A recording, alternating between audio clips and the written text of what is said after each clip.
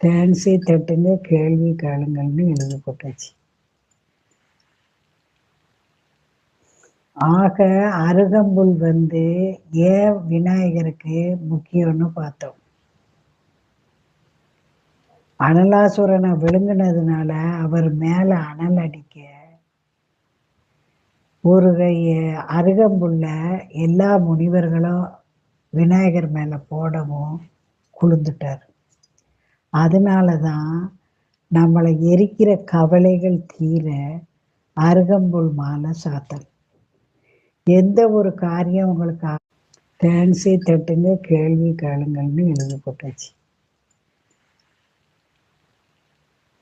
ஆக அருகம்புல் ஏன் விநாயகருக்கு முக்கியம்னு பார்த்தோம். அனலாசுரனை விழுங்கினதுனால அவர் மேல அனல் அடிக்க